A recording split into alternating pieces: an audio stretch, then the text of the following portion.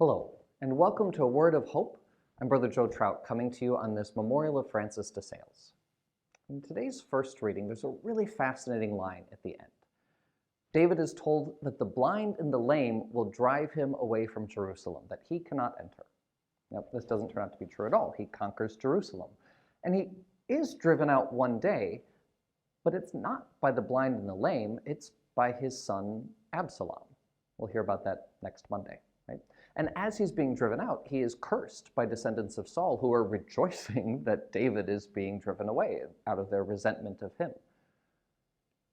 And the path that he takes is, past the Mount of Olives. It's a similar path that Jesus takes as he is driven out of Jerusalem to his crucifixion and death.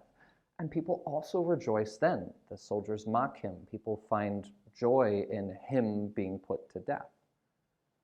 We have people rejoicing over bad things. And that certainly in and of itself is a bad thing. To rejoice over bad things, to think that something that's bad is good, is a real problem in life. And yet to them, Jesus says, "Forgive them, Father, for they do not know what they're doing." Okay, interesting. Well, back to those blind and the lame. The Gospels also play on that part, that the blind and the lame will drive David out of Jerusalem. Well, Jesus comes into Jerusalem and heals the blind and the lame, and then forgives sins. And what happens? His followers, other people, well, not really his followers, but other members of Judaism, his own people, drive him away out of Jerusalem, calling him demonic, that he is doing this by the work of the devil, that when he heals the blind and the lame, the people of God drive him away and think he's evil.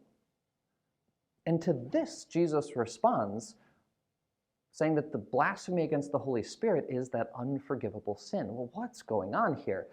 I think there's a really clear message, right? And we can interpret blasphemy against the Holy Spirit in tons of different ways. There's a lot written on it. But at its core, it's about calling good things bad. When we look at the work of God and call it bad, we have profaned the name of God. We have put ourselves at an incredible distance from God because we've called him bad and his work bad.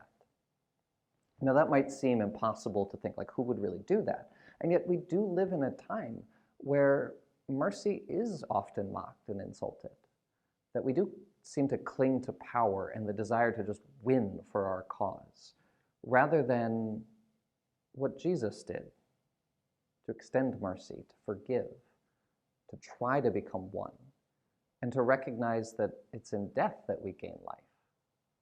Our world clings to life a lot, and life is good.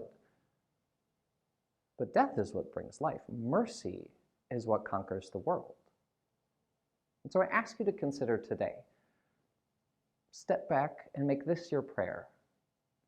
God, help me to see clearly that I may call the good things good and the bad things bad. But in all things, hold me in your mercy that I may never be separated from the one who is good. Thank you, and God bless.